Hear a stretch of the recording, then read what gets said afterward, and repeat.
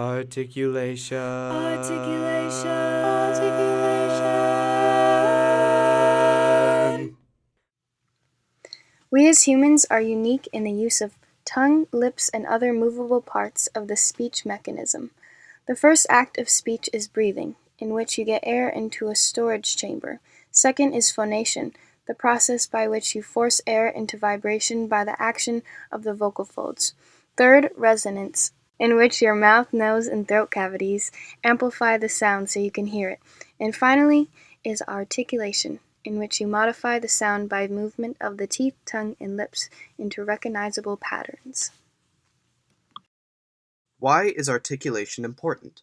It is important to be able to produce sounds, words, and sentences which are clear and can be easily understood and interpreted by others in order to be able to express basic needs and wants, right through to being able to engage in complex conversations. Depending on the extent of the difficulties, unclear speech can impact significantly on how well a child can interact with adults and their peers and can affect the development of language and social skills.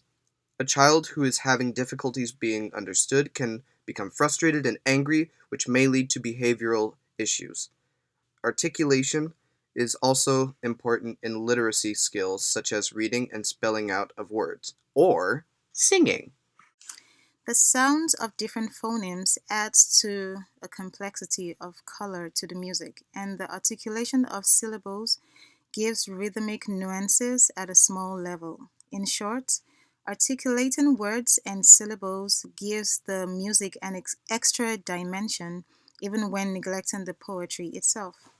In mediocre music, this aspect might not contribute much to the composition as a whole, but in great music, the tiny shifts in sonority on a vowel or articulation of a consonant can enhance the overall effect in powerful ways. In vocal music, vowel modification is a reality.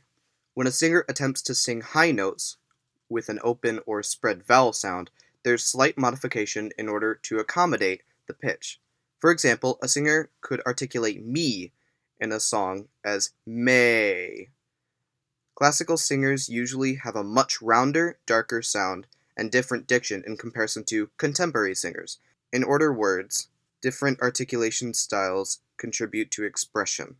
This articulation chart, we have different consonants categorized in different places depending on where the articulation is taking place. For instance, the bilabial sound would have the p and the b, which is the voiceless and um, the voice sound. And for p, you can find that in words like papa, pot, and then b for boy and baby.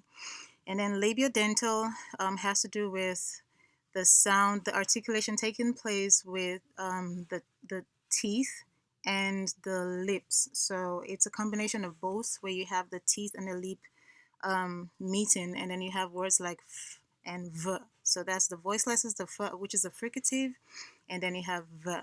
And interdental has to do with the sound where the tip of the tongue comes right between the teeth, the upper and lower teeth. And for incidental, we have the voiced and voiceless sounds. The voice would be in words like those, and then the voiceless in a word like thank you.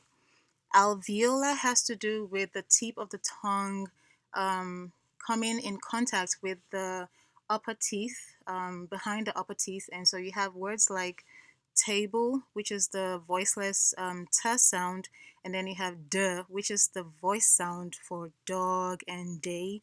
And then s and z are sounds under fricatives as well, and they also are categorized under alveolar. And then we have palatal. Palatal has to do with the sounds that are articulated when the body of the tongue raises towards the soft and the hard palate, or the soft palate, I think. So this sound, which looks like a long snake S, is a sh sound. So you have that in shoe, shut up, I think.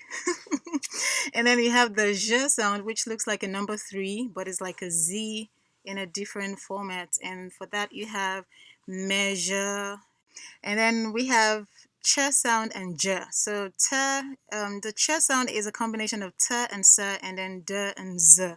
So you have ch for chair and then you have j for George.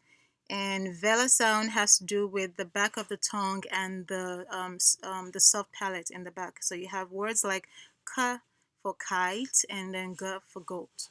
And glottal sound is something that is mostly found in the diction of most English speakers. For instance, when they want to say water, they say water.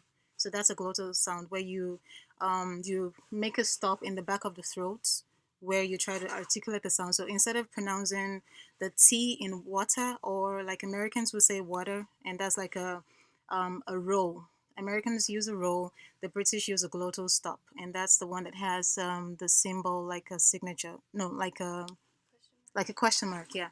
And then one other sound, final sound, is the sound in house and hey. That's more aspirate because in that sound there isn't any blockage of the sound coming through the vocal folds, and then it just comes out like an aspirate sound.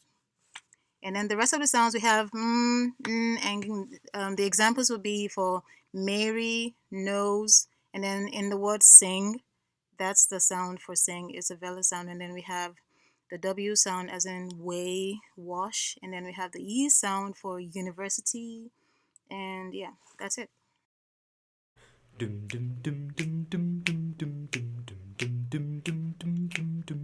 Articulation is so cool. Oh yeah, we love it. Yeah, we do.